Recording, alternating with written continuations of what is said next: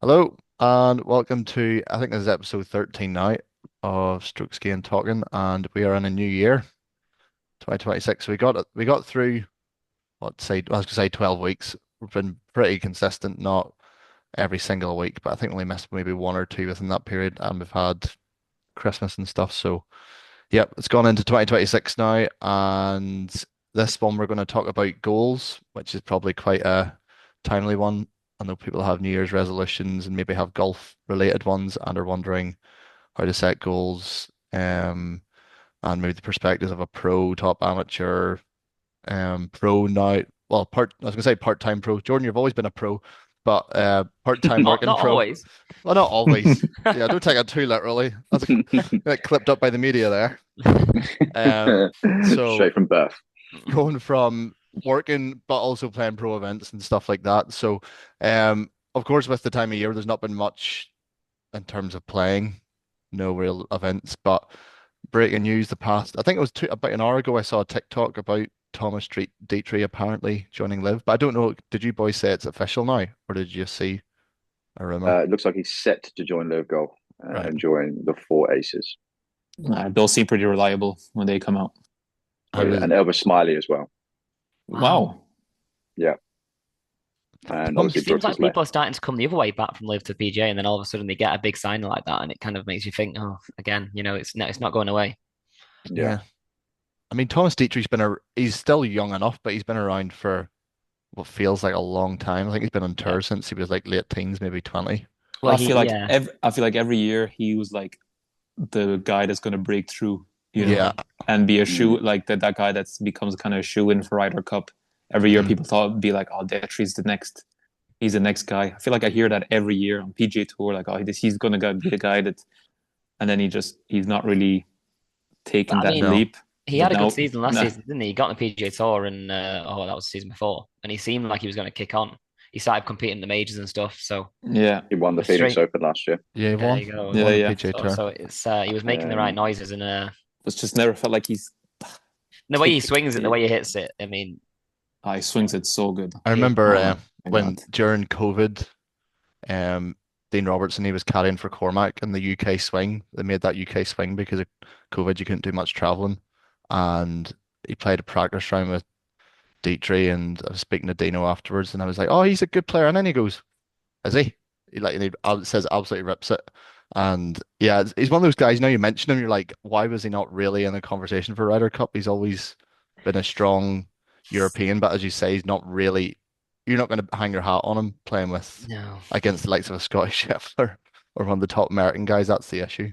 No, yeah, but 8 years ago or 6 years ago, like when he was, he'd won a few titles early on, Hmm. you would have put your money on him having played two Ryder Cups by now. mm, Yeah. So I wonder if that's part of the And frustration. He's maybe just yeah, and he's not really come close to no. to a captain's pick. So yeah. Yeah. no, that might be it's like okay, it's time to cash in. Well, I mean, he will have cashed in big time He because will, they yeah. need some well, signings at the moment. yes. It is interesting. I mean, Bryson did an interview, and it's from a different perspective. Where he was saying, live, whether it's in the form of live or not, but team golf will do well eventually. They just need to find the right format for it, and I don't know whether I agree with that. This I'm team with you Yeah. on this format to camp. me is I do not like it. And No, I know this one's a bit hard to watch for the team names and stuff, but they might go down a different avenue and make it a bit cooler. But to me, it's not great. I think now that you might disagree, I think we should maybe do an episode and live next week because we're in that quiet period of the season Yeah, and there are changes. A few players been relegated. Um, Obviously Mito Pereira's retired, which is crazy. that's a good Brooks point. Koepka has left live. So yeah, I think yeah. we'll do an Next episode week, next week. We've got lots to next cover week we'll there, do it. maybe about what's gone wrong and what's done well. But anyway, Yeah. straight into the main part of the podcast, which is on goals. So generally, I suppose over here, everyone knows what goals are in terms of golf goals. People might have ideas of the goals maybe set last year that they haven't achieved this year. So we're going to hopefully give a deep dive into what are good goals, what are maybe not so good goals. So Rob, you wanted to put this wee general segment in, so I'm going to hand over to you. Don't see what you wanted to address early on this podcast. No Is this pressure. is it the trams we're talking about? Yeah. Yeah. No, so I Inside joke. remember I did a business seminar once, and we had a guest speaker come in, and he was like, he just came up and basically asked us if we would rather have we could sign up to have in a week's time when he comes back, if we could all sign up to have either an apple or a bar of chocolate, and like 90% of people wrote down an apple, and then he did this with a different class, and he asked, okay, would you guys like an apple or a bar of chocolate right now? And 90% of people took the bar of chocolate right now. And it just showed to you, if you don't plan, like in the moment, you'll take the bar of chocolate. I was hoping you were going to round this up, but Yeah. this is what happens when you drop it on him, Ethan. Yeah. We did discuss this earlier, that this is going to happen. It's got absolute no relevance to what we That said is we're a going to talk No, tangent. no, about. it's going to tie in. It's going to tie in. Oh, Remember are when I you not told you? done yet? Okay. Yeah, wait Remember till when the the end. podcast? Remember when I told you a podcast about winging it? This is prime winging right here. So basically, in the moment when you're doing something and there's no plan behind it, you just do what feels best, Oh, which is is this what you're doing now? which is the bar of chocolate. But if you plan accordingly, and if you put goals in place and you set them out in the right way, then you get the apple and you do what's actually best for you long term. And that's the thing with golf; it's a long term sport. And to do this, our mental coach in at the university that all the boys here would have gone to seminars of, and he's a fantastic sports psychologist who worked with some really top players and in all sports, top athletes. And he came up with or he didn't come up with, but he taught us about setting goals with the SMART approach. So you want specific goal, measurable, attainable, relevant, and timing. So you want something, those five words in this SMART sequence are key to delivering something that you can that will help you over time. Because if you just say, oh, I want to get down to scratch handicap, or I want to make it to the DP World Tour, that's a goal, but that's your bar of chocolate. But in the end, if you have 20 bars of chocolate, Yeah. you're not making Nicely it to the done. deep. You're not making it to I've the always DP said World that. Tour. Yeah. I've always Yeah, said yeah, that about getting the Unbelievable. DP yeah. World Can't Tour. believe don't be letting I think goals be Tiger clocked Woods down said that that quick. in a few. Yeah. Tiger Woods said that in He's a gonna few be looking interviews. he's gonna be looking for royalties after that. So yeah, so there's like there's ways, I suppose we'll start by saying, yeah, there's ways to set goals in terms of like frameworks. You've got the SMART framework. The other one that I remember doing at A level PE is, and I had to write it down because I forgot it, is process, performance, and outcome goals. So you categorize them into process, which is something that you can control in terms of like practice um or then another example is like a full pre-shot routine. So part of the process is making sure that you commit to a full pre-shot routine. You got performance goals, which is how you measure them. So I suppose the same as the SMART goals and the M and SMART, making sure you can measure, which I think is really important, which we'll speak about. And that's more to do with measuring a specific skill. So for example, it could be a strokes gain stat. It could be I want to hit this many greens on average during the year. So something that you can actually measure instead of scratch, which is, yeah, you can measure it as a handicap, but that's an outcome goal. It's something that you, it's a final result is trying to get to scratch. Is like that's kind of not a shot in the dark, but it's not really specific, measurable, any of those things that Rob talked about. So they do kind of overlap. And I think I was going to say we had the idea, Rob had the idea that maybe we talk about the difference in how a full-time pro like yourself, Rob, and of course Jordan's now moved to full-time as well. But how do you go about setting goals? Maybe in your few years as a full-time pro, where you went wrong, and something you've implemented now, knowing from your mistakes in the past. Yeah. So, for example, as we're using um, the smart tracker for setting goals. So, for example, me this year, I'll pick a specific goal that I want to achieve. So that will be make the challenge tour final. So that's specific because I know exactly that means being top 45 in the Challenge Tour rankings by after the events in China to make it to the Mallorca final, which is the one that's live on Sky. And to do that, okay, it has to be a measurable goal. So you measure it. Okay, how can you measure that? Well, the top 45 made last year. Let's say I think it was something maybe like about 40,000, 40,000 euros over the season, and that was an average score of like 70.3. Or there's a way then you can measure that by saying, well, to do that, I need to be at 70.3 average score for the season. And okay, so then you look at your stats last year. Maybe you're at like 71. Your average score was for the year, and then you're like, okay, well, I have to take off about 0.8 shots per round if I want to make it to the Challenge Tour final. Okay, so how do I do that? Well, then you look into your stats and you're like, well, I'm putting, I'm at like -0. This is why keeping stats is extremely important for us guys at the top, because then it allows you to set goals that you can track and measure over time. So I know, well, last season I was injured, but like the year before, I was at -0.3 strokes gained putting. So then you're making a goal is like, right, I want to be 0-0 for the season strokes gained putting. And that's going to help me achieve my goal of making the Challenge Tour final. Okay, so then you go into, okay, so how do I go from -0.3 strokes gained putting to 0-0?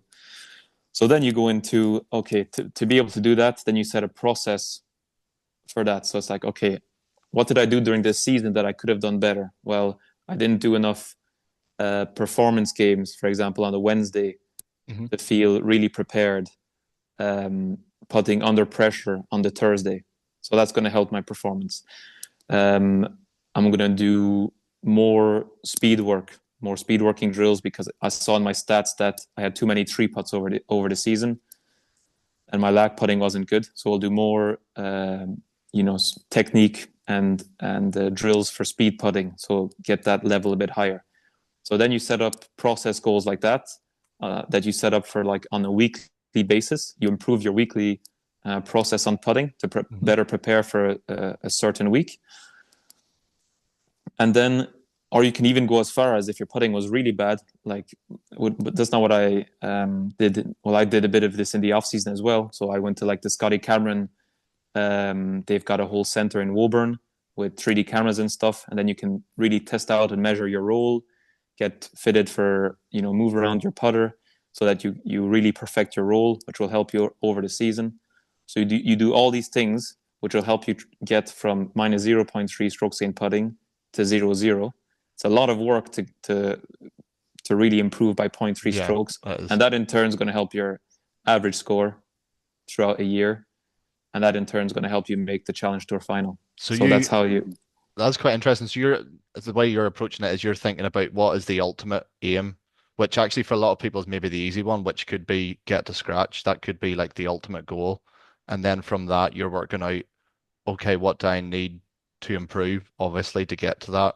And it's exactly. Like, at least you have, as you said, you've got measurable ones. So like ideally you want to be shooting between, well, obviously you want to be shooting as low as possible, but in terms of stats, you want to be around the 70.2, something like that. So that gives you like a benchmark to work off. And as you say, since you track your stats, if you improve your putting by 0.3, okay, you're gaining 0.3. Is there anything else that and I think it's a lot of golfers obviously focus on what they're good at, but if there's like wee marginal improvements you can make to other parts of your game that add up. Yeah, so it's the same thing with like driver. I was at I think I was -0.1, but we really felt I've got quite a lot of good speed with the driver. We could turn that into a real strength. So my irons are the real strength in my game. So a lot of the focus actually is to one of our main goals is to keep our strengths, and you keep track of that through your data. But that means it doesn't mean that you're working harder on.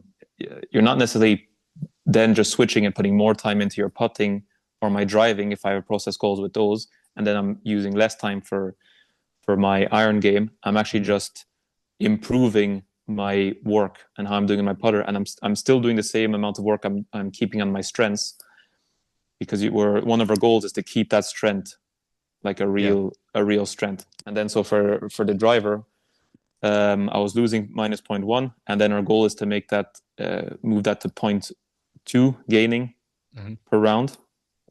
And then by doing that, so we really, I mean, we went deep. I think I did like 3 fittings over the winter there, really trying to make sure we actually had a drive, we've got a setup for cold weather and a setup for warm weather. I'm really diving into like the details of, being ready for any given week. So we'll play a few weeks in Northern Europe and in the UK, where it'll be like maybe 10, 15 degrees. And then we'll be playing in South Africa and Dubai, where it's like 30, 35 degrees. And then the kind of the setup you would use, this is why the tour trucks the guys have on the DP tour that can help. But we already pre-planned for that now this winter, because we looked and my driving actually was quite poor. Like we had a deep dive into the stats, and my driving was actually quite poor in like colder weather tournaments, because I didn't have enough spin on when the weather got colder, because my driver was set up to be spinning perfectly at like 25 degrees when we did the fitting in April, May. And then once in hotter weather conditions, and then once it got colder and I was losing spin, then my misses were getting bigger, and I was starting to lose some balls And just further on left that, and right. is this something, did you because I feel like some people, the answer might be yes, you did realize, but I think a lot of people think, oh, I don't need to track stats. I kind of know that, but you might have noticed that there was a drop off when you played in colder weather, but did you realize just how big a drop off it was until you looked at the stats? Or did you know when you were playing the round, this isn't right? No, not really, because it's something you don't really think about that much week to week, because you're Yeah. traveling so much. You'll be like, oh, I'm just hitting driver bad, and Yeah. then you'll get to a week where it's warm, and you're like, oh, I'm actually hitting this driver good. So actually, I'm not hitting driver too bad. Yeah, I know. I think that is really important, because loads of people Yeah, say that. They go, yeah, oh, I just know this is the weakest part of my game. And I'm like, in my head going, well, you're 16 or an 18 handicapper. You actually hit the ball okay. Do you do you really know what's the problem with Yeah. your game? Like, and they go, oh yeah, well, I kind of keeps stats. What does kind of keep stats mean? Oh well, maybe my good rounds, I'll go, oh, I hit 13 great. I'll hit one, maybe not Yeah. 16, 18 handicapper, but if say if you're 16, 18 handicapper and you go, oh no, I putted well today, I had like 35 putts, and you go, yeah, but how many putts do you have in a bad round? They go, oh no, I don't really count for the bad rounds. You're like, We've touched yeah, on it before, where exactly. when you're playing with a high handicapper and they say, "Oh, my putting's the worst part of my game," hmm but then you think back and they're actually not too bad, but they've been in the trees 6 or 7 times and chipped out sideways 6 or 7 times. But because they've struck the middle of the driver quite well and got it out there 250, they think that's part of the game, but they're losing more shots on other parts of the game than where they think. Yeah, yeah, measuring is absolutely huge. It's a key factor, because it's the only way. I mean, the same with companies, businesses. Like, you need to keep track of what's going hmm on to have an idea of your growth, or Yep. the areas that where do you have any bottlenecks? What's going on with your supply chain? Everything needs to tie in together, and how many apples this or exact chocolate same bars thing. are we selling? Exactly. Yeah.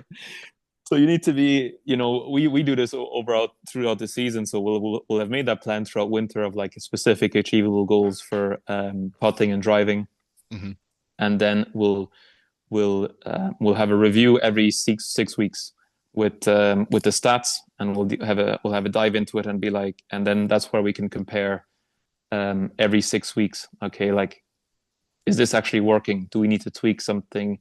How are you doing in round one? How are you doing in round two? How are you doing in playing early in the morning when it's colder, or your afternoon tea times? So it gets quite detailed, and that's part of the job of how, and that's how that's the same thing with the guys at the top of the game. That's how you become a top 10 player in the world.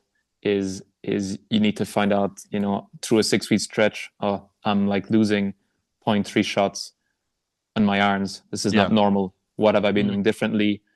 um, and you can only really do this review over like a 6 tournament stretch, and then you can really then be like, listen, we need to tweak this and we need to tweak that, yeah, and that's vital for our game.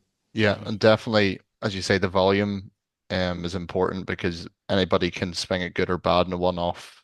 round, or even for a couple of weeks stretch, they might be strangely hitting it good or bad, but it's kind of over the season you're really going to get, or over 3, 6 months, you say you're going to get better vision of what's actually going on. But in terms of, I think you've maybe talked about it before in the podcast, but just a reminder, who are you setting these goals with? You said you as a, or we as a team are looking Yeah, at we've these got a goals. Who do you speak to about them? yeah, I have a performance coach that I work through with this, and so we worked out. We had a meeting at the end of last year on well, it was a different year for me because I was out injured, but on what we want to, really set goals and what we want to achieve, how we're going to achieve them, how can we measure them, how can we, and the last one, how can have a time frame to it. So, okay, after 6 weeks, we'll check into the putting. Exactly as you said, you don't want to have like Hmm. one bad putting round and be like, this is not working. You Yeah. know, that's like the worst thing you can do. It's Hmm. okay, you have to give it time. Especially the same with like managers in football. You have to give them time. Like Amarin. Yeah, exactly. Like we'll get Amram and Maresca on the call here next week. And, like that's the only way you can really see if something's working or see if it's not working. And then one of the things we've added is that you have to make them accountable. You have to make yourself accountable to these process goals you're setting, which is something that's it's super hard. Even in your daily life. If you tell yourself, okay, I'm going to go to the gym 3 times a week. Hmm. Okay, how do you make yourself accountable to do that? Okay, so like us, for example, one of the key things for me to play well is, or to be ready on Thursday, is actually to, from Tuesday on, is for every shot I'm hitting on the course or on the range, is to go through a full routine, Hmm. and as well spend 30 minutes working on my routine. So every Wednesday I do a 30-minute routine session, literally just working on the routine, Hmm. and I send a video. I have to send a video on the Wednesday to my coach at the start of the session, at the end of the session, just to be accountable. That makes me accountable of having to do that routine session on the Wednesday, because we know that is so important for me to be ready on Thursday, because I had a tendency to have fairly poor first rounds and not feel like I was really in the game.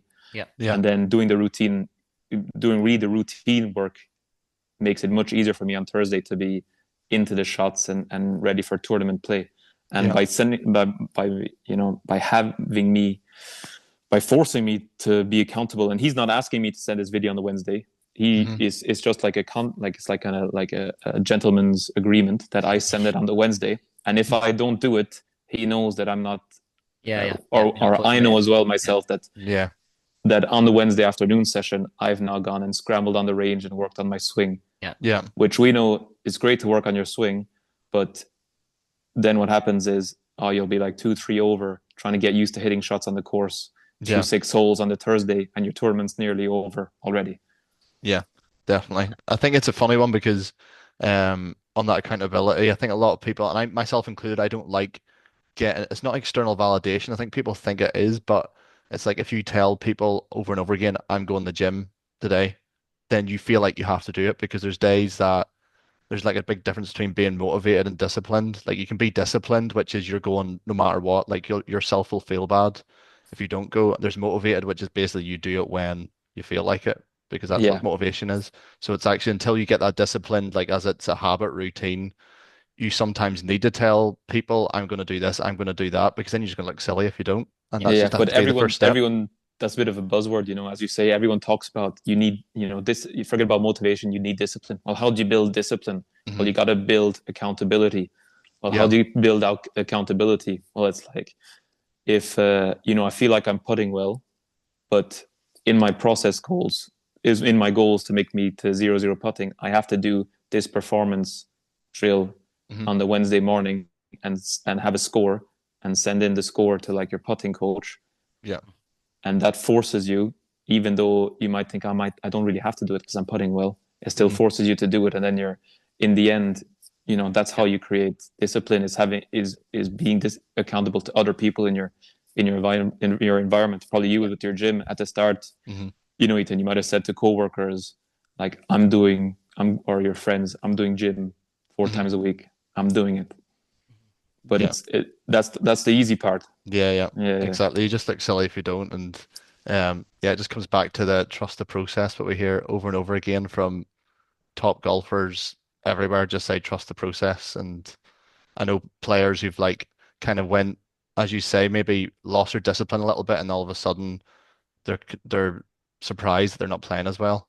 And then you ask them about the process, and they go, "Yeah, well, actually, if I'm Yeah. being brutal with myself, I've not really done the same stuff that I used to do, or I've lost motivation." I hate using that word, but that's basically what it is. But yeah, and then we've got on the Yeah. I was going to say on the ascendancy, but it's on the descendancy because I'll say descendancy. Jordan's now going full-time pro. I'm talking about the real descendancy, which goes from you two guys to me and Kempo speaking about golf.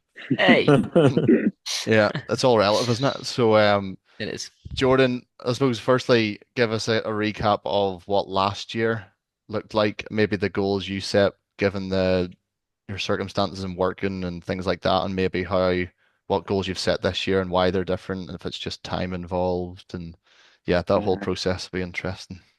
Yeah, it's one of those things where I think for me last year, I felt like I was lucky to be playing in the events that I was playing in because I was working. So I kind of seen it as more of a privilege to play in the events. Therefore, my goals are really low. My expectations are really low. I think it's really important to get the difference between expectation and goals. Hmm. I think they can be completely different because you can set a goal that might be, I want to get to scratch by the end of June, but your expectation is, I'll be happy if I'm off free, right? Yeah, it's Yeah. true. So having an expectation and a goal can be completely different things. Some expectations are really low.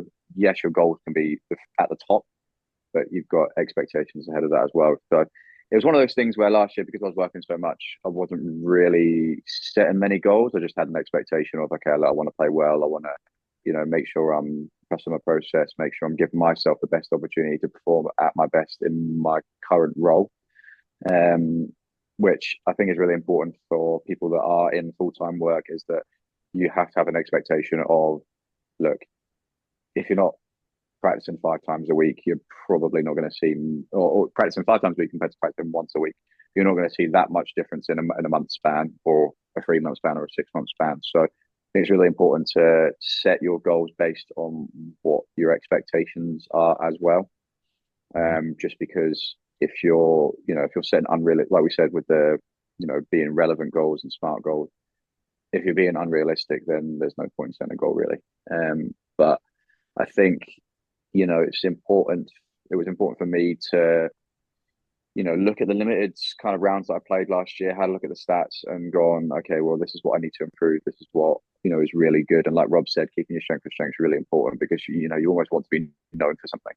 You don't want to Mhm. be, you don't want to be known for being zero at everything, right? Yeah, Because no one knows who you are.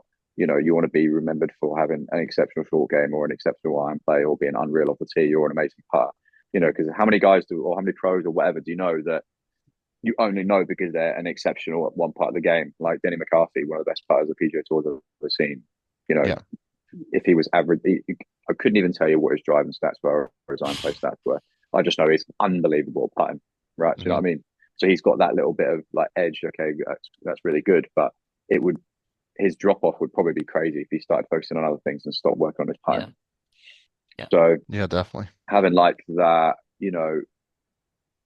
like Rob said, the knowledge to set your goals is really important. The expectation, and then just being realistic, because I think that kind of expectation is really important because you could set 100 goals, but if you don't get any of those 100 goals, you're going to be really demoralized, right? Mhm. So you've got to have some goals that you almost are 99% sure that you will achieve, Yeah, because then that keeps you on the ladder, it keeps you motivated, keeps you disciplined and stuff like that. Because if you just set 100%, 100 unrealistic goals, you never complete, you'd be raging and depressed and really demoralized. So I think having that bit of, clarity when you're setting your goals is really important. Yep.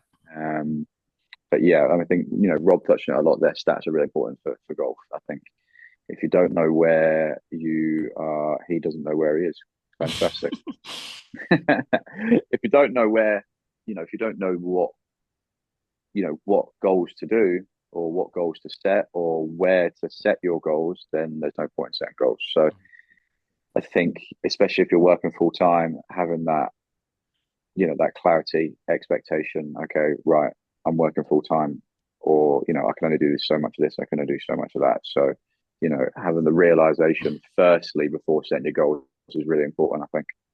Yeah, definitely for sure. And I was interested. I never really thought about that way in terms of goals versus expectation, like you said. Mm-hmm. Um, yeah, because people do secretly do that. I remember like when I 100%. was going to talk about not when it gets to me and Kemp was, but I was going to talk about him don't have a handicap goal this year. But I think it's actually a good example. Like I remember getting lower and lower, and I had a handicap in my head. And Yeah. then, as you say, the expect like you're like, oh, I'm going to get to scratch, and then you get to like 2, 3, and then you go, I'm actually happy enough with that. That's not ticking off anything. Not No, to say that you're not, exactly. not to say that you're not working towards scratch, but it's not, as you say, it's not a goal. It's kind of like, oh, I would settle for that. Whereas Yeah. goals are very clear, like you either did or you didn't. Um, 100%. And people will set goals lower than their expectations as well, yeah, which I think is a bit like wrong way around because if you expect to be off scratch by the end of June, but your goal was to be off two, yeah, that's really good, and you feel like you can achieve that, but your expectation is going to get ahead of yourself, and then you're going to be still demoralized, even though you've crossed the finish line in passing a goal and achieving a goal, which doesn't really constitute the idea of setting goals. yeah, So definitely. I think having that expectation, because sometimes goals and expectations can meet in the middle, which is great, but Yeah, sometimes you can have one or the other. So I think being definitely being realistic, definitely having some clarity, and definitely understanding the difference between those two is really important because that affects motivation, that affects discipline, it affects practice, it affects performance. If you go out and say my goal today is to shoot 72, but your expectation is 70 or 75 or whatever, really important to justify and keep clarity between the two. yeah, for sure.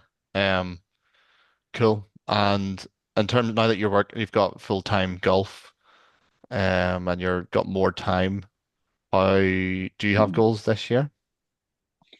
No, No?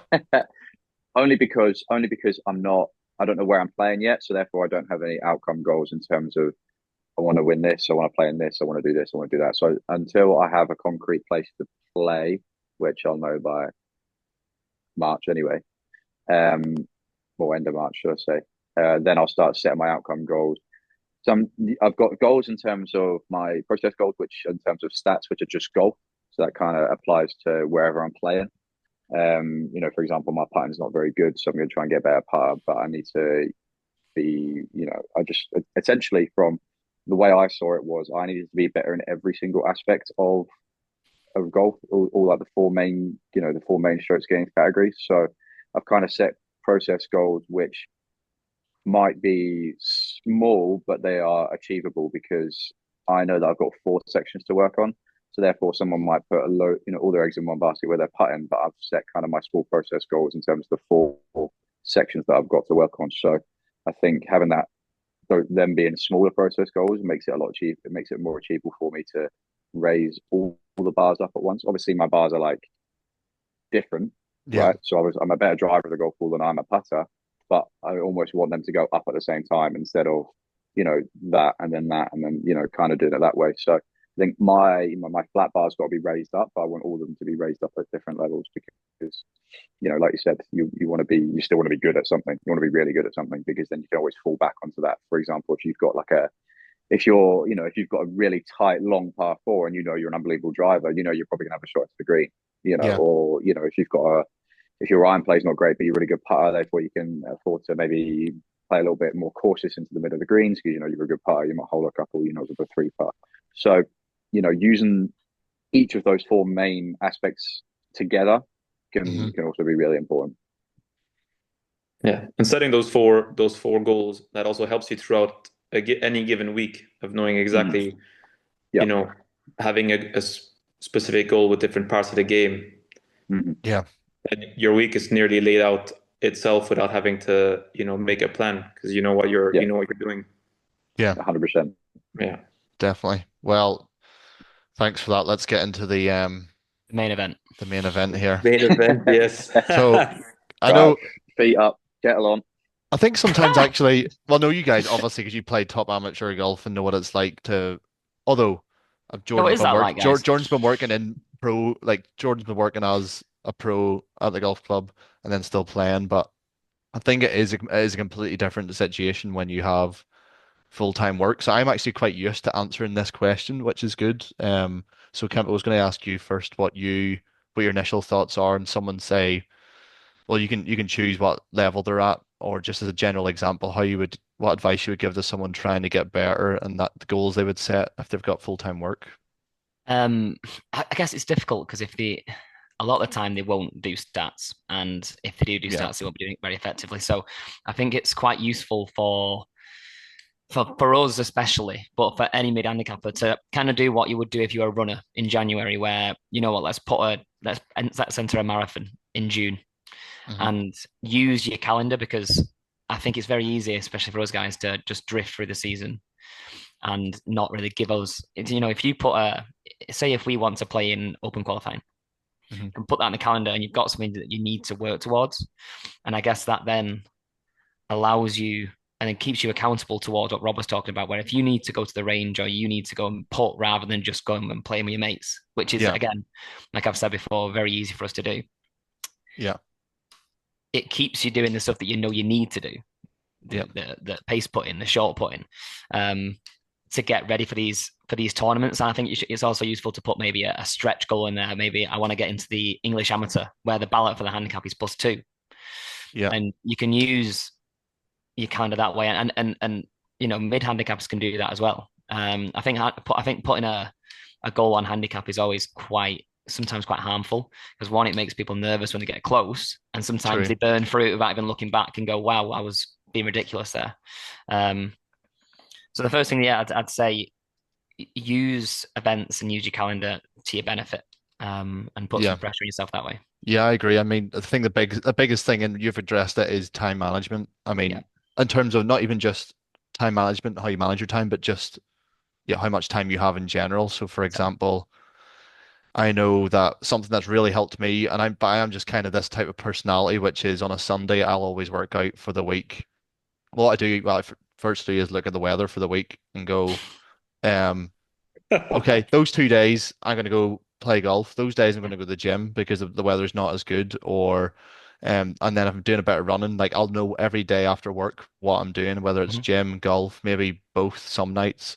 Yeah. Um, and I know we've kind of in a fortunate position that at the minute we don't have kids or whatever, so I get that.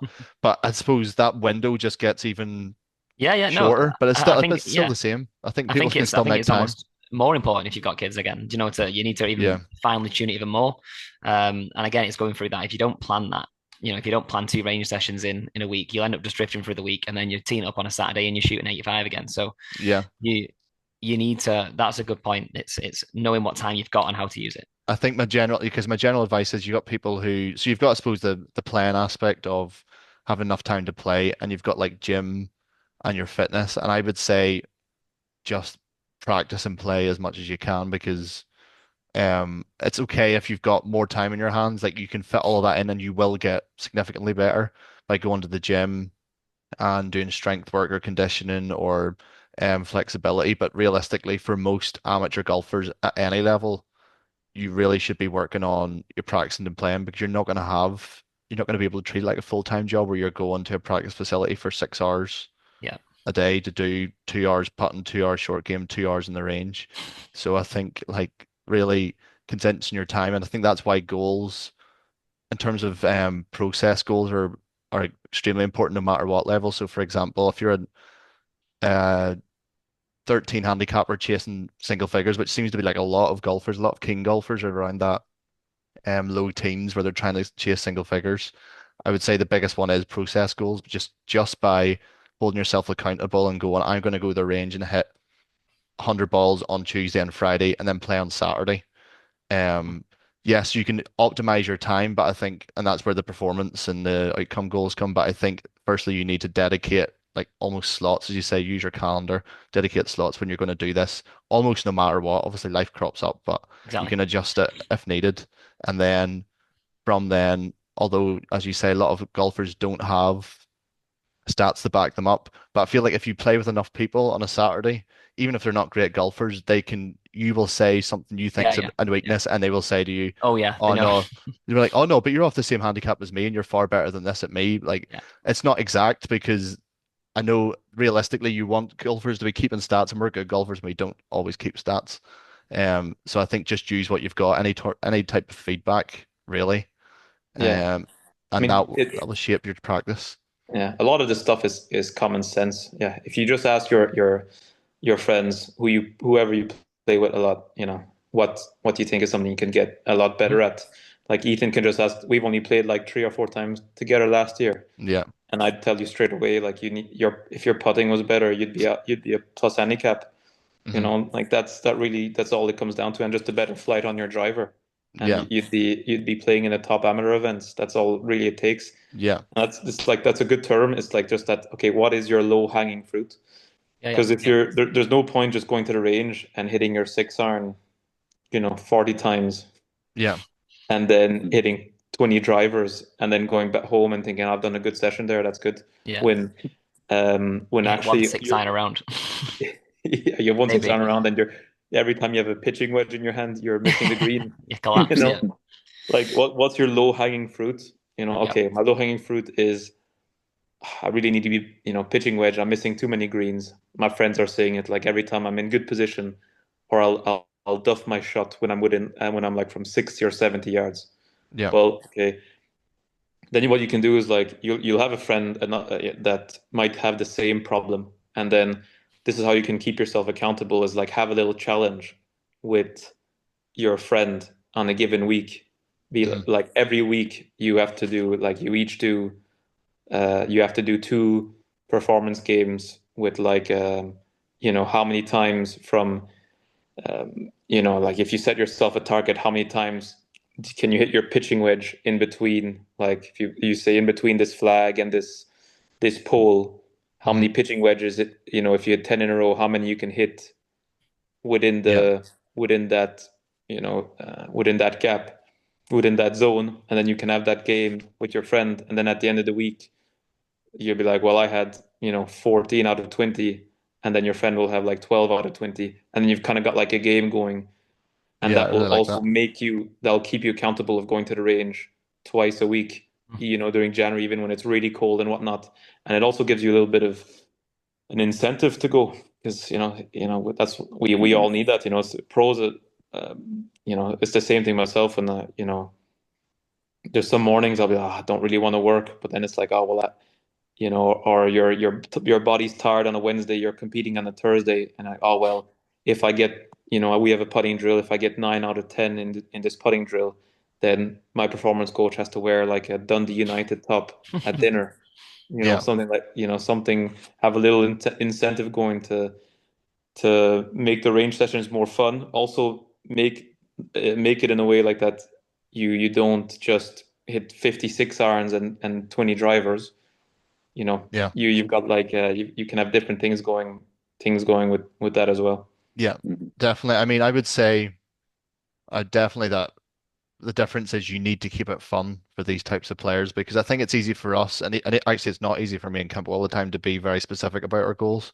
But I feel like you have to have, I wouldn't say a certain love for the game, but you need to have certain sort of dedication where you know at like our level, like I know there's handicap systems all over the place at the minute, but the difference between like a three handicap and a +2 who plays a lot of Scottish national events, like the difference between those two players is huge. Like you can't really describe over like three Yeah. rounds how much it's going to be. Mhm. So you kind of have to be really, really specific about, okay, I am losing like 2.5 shots around on a +5 handicapper putting, which is probably true. So I know that's what I need to work on. Whereas I feel like you've got mid handicappers who they're like, oh yeah, I just want to get better. And then you talk to them about stats and all, and they go, oh no, that's just boring though. So you need, as you say, Rob, you need to keep it fun in some way. So yeah, ideally you're going to have smart goals that are really finely tuned. But ideally, what I would do is you probably have a group chat with your mates, just mesh them and say, out of us in the group, who's the best driver, who's the best iron play? Because usually these people are all off a similar handicap, which is funny as Yeah, yeah. well. you don't really Exactly. have many boys. I Mm. mean, you have sometimes on a Saturday you have a guy off like 3, 10, and 21, but usually they're all within like say three or Level. four shots of each other. So like your goal could be I want to be have the best short game out of my mates that I play Yeah. with every Saturday, and then just work from there. And what I would say in terms of a process is if you are going to range, um, yes, you can use your time better. So I would say if you're getting 100 balls, don't just blast drivers. That's obvious advice. But I mean, if your friends say, well, actually, you we're off the same handicap, but you're not as good as this as I am, and most people agree, then just spend the majority of your session working on that. I mean, it Well, just make it as simple as that. we could do a little case study now. Like it's pretty easy. So like you and Kemp Oh God. are Yes, I like both this. around the same level, and you both need to get better. Like what you both of your low hanging fruit is Hmm. probably Putting. um, a bit of Putting. shot shaping, No. maybe. Well, yeah, probably. Yeah. I think Or the But well, lowest again, hanging I that's for mean, you not both can of do to it us is me. now. To putting. us, that's not low hanging fruit. Actually You controlling your can shot shape discuss and that. not I think me. for us, I think again, well, for me, I'll say is that I need to make better decisions, better targets, and putt better. Because in competition, I hit the ball fine, and but I make poor decisions, especially when I'm nervous. But it's also putting, and if I think back to the most frustrating rounds of last year, it was always the rounds where I've flushed it round, hit 16 greens and shot one over because my putting was never good. And even on the good rounds, there was always shots out there with putting. So, and again, that's a wide thing. Putting, what is it? What is it that's bad about my putting? And that's something that I need to figure out. So I Yeah. don't just go, I'm going to go to the putting green and work on my stroke. Because to be honest with you, and I think Jordan and I have had a chat about this. I actually stroke it fine.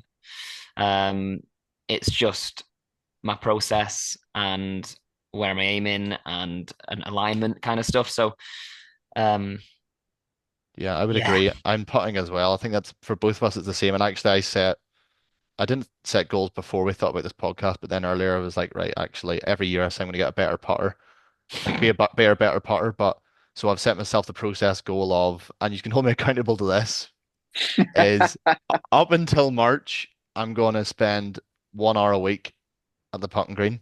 Right. And then after March, when the light, like realistically, this is fitting in with a full-time work, because after work at the moment, I can't just go to the putting green because it's dark.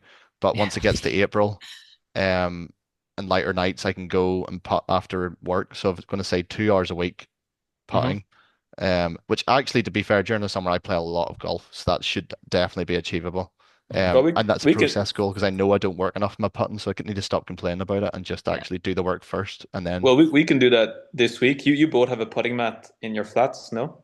I'm looking right at it. Yeah. yeah. I mean, Yeah, yeah, there I you can go. do that. I kind of yeah. Well, that was kind of the fallback. I know I could do it in the flat, but ideally I would do it out on the green, even though it's a bit bobbly. I think it's good to get So out. how about you and Kemp, right? You set yourself like this is your low hanging fruit. So you'll do two 1 hour sessions this week. Hmm. All right. Of like you'll do start line and all that stuff for like 40 minutes. And then at the end, you do let's say you put a small target at the end of it. You can choose whatever it is, maybe like a tube of glue or something. Let's say like 10 feet away. And you hit like 15 putts and you count how many times you do that twice, you and Kemp do that twice during this week, and loser has to wear a silly hat during the podcast next week. There you Well, go. there's a lot of variables here. What happens? What because the target has to be the same. I don't know what his what floor he's Where, using. He's got Sam how Putt Lab or something in his kitchen, I think. how thick the top of glue is. Yeah, I have actually. I have got one of those holes things. You know the yeah. I've one of them. I Tell you don't. what, how holes. about you So just set up another golf ball? That's the easiest. Another Okay. You have to hit another golf ball 10 feet away. so we will come back on the podcast. None of us will be wearing a hat, and we'll go. How many did you get? Zero. How many did you get? Zero. There, this is the accountability now. Okay, we can do that. Hmm. That sounds good. I was just thinking if there's anything else in terms of goals for someone in full-time work. I don't think so.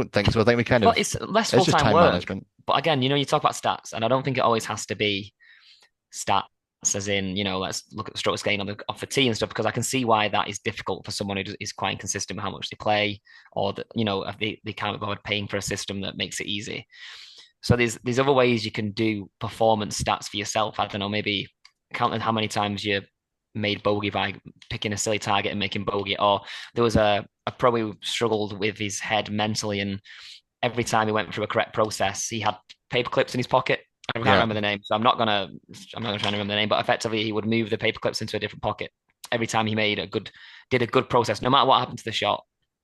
If he got into the shot with the right frame of mind and hit a good shot and didn't react poorly, he would move the paper clips, and then his stats would be how many paper clips did he move to the correct pocket. Mhm. Um, and that's just it's an easy way of tracking an improvement, be it mentally, or you could do that if you've again missed a green when that kind of stuff. So it doesn't have to be difficult. Yeah, definitely. I agree. I think it's making it as quite a low barrier. You don't want to make it feel Exactly. difficult. Golf people find it hard enough to play enough golf for what they feel is enough golf. So then when you start adding goals, it's like an idealistic view. It's not actually a real world view of, well, I want to get better, but I'm also still treating it as fun. So I think, as Rob said, Exactly is that. It's a balance.